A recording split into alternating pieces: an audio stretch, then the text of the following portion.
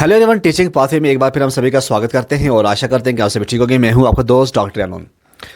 देखो बच्चों, इस साल की अगर हम बात करें, क्लाउड बर्स्ट हो या फिर फ्लैश फ्लड हो, इसकी न्यूज़ आपने सुनी होगी।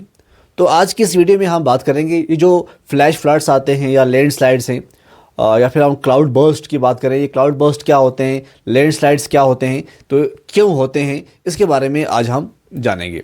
सबसे पहले अगर हम बात करें, जो वेदर सिस्टम है कश्मीर के अंदर, कश्मीर में डबल मॉइस्चर अटैक जो है इस साल देखने को मिला। क्योंकि जो कश्मीर है ये एक यूनिक आप कह सकते हैं, क्योंकि यहाँ पे दो वेदर सिस्टम जो हैं वो काम करते हैं। कितने? दो वेदर सिस्टम जो हैं कश्मीर के अंदर काम करते हैं।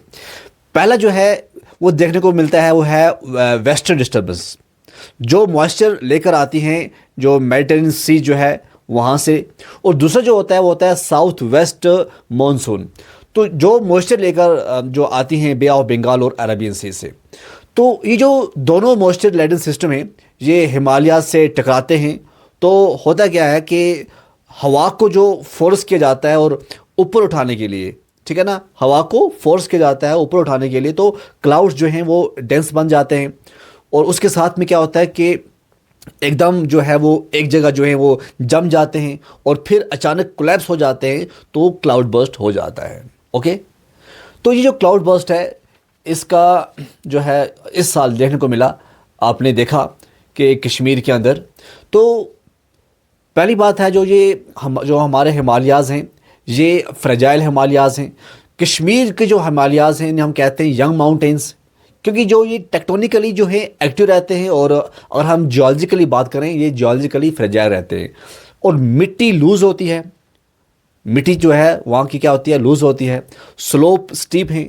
इसलिए जब भी जो क्लाउड बर्स्ट जो है देखने को मिलता है तो पूरा पानी या डेब्रस और जो बोल्डर्स होते हैं वो नीचे गिरते हैं और फ्लैश फ्लड्स जो है आपको देखने को मिलता है, या आप कह सकते हैं जो लैंडस्लाइड्स हैं वो आपको देखने को मिलते हैं।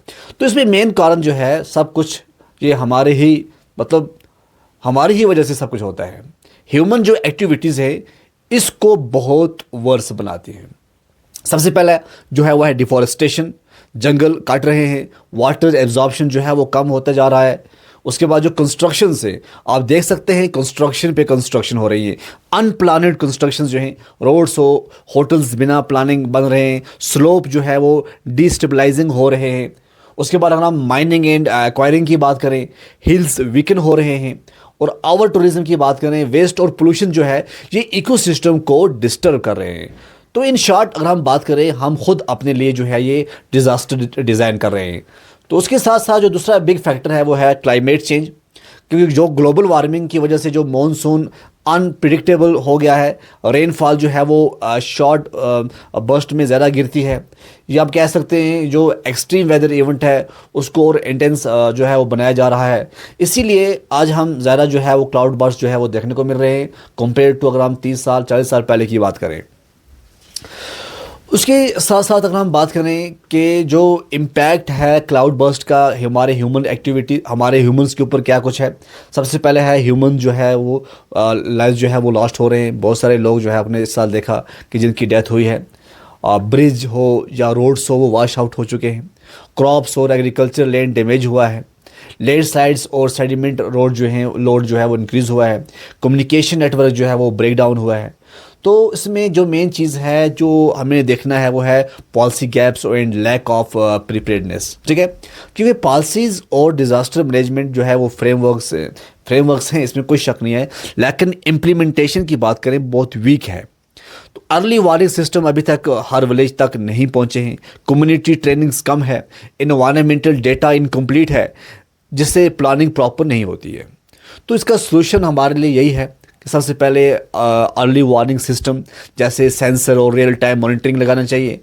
एफॉरेस्टेशन सबसे बेस्ट, जी हाँ, एफॉरेस्टेशन एंड वाटरशेड मैनेजमेंट, ज़मीन की पानी जो है वो एब्जॉर्ब करने की कैपेसिटी बढ़ाने के लिए ये जो एफॉरेस्टेशन है बहुत ज़्यादा इंपॉर्टेंस है, ठीक है। उसके बाद टूरिज़्म को रेगुलेट करना है।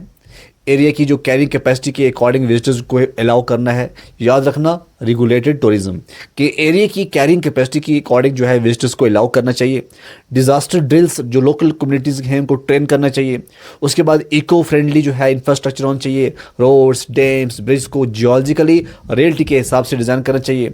तो मीडिया, गवर्नमेंट, सिटीजन्स का जो कोऑर्डिनेशन है बहुत ज़रूरी है, ताकि जो हम सिर्फ रिएक्ट ना करें बल्कि प्रिवेंट कर सकें। तो हम यही कहेंगे दोस्तों, जो कश्मीर है, कश्मीर का जो हिमालय है सिर्फ खूबसूरत का सैंपल नहीं है, ये एक फ्रेजाइल इकोसिस्टम है। अगर हमने अपनी आदतें, कंस्ट्रक्शन और प्लानिंग को सस्टेनेबल नहीं बनाया तो हर साल जो है ऐसे डिज़ास्टर हमें देखने को मिलेंगे। आप अपना रोल प्ले कर सकते हो, अवेयरनेस स्प्रेड करो, प्लांटेशन ड्राइव को स्टार्ट करो, ज्वाइन करो और सही इन्फॉर्मेशन शेयर करो, क्योंकि कश्मीर को बचाना सिर्फ कश्मीरियों का काम नहीं है बल्कि हम सब का कलेक्टिव ड्यूटी है।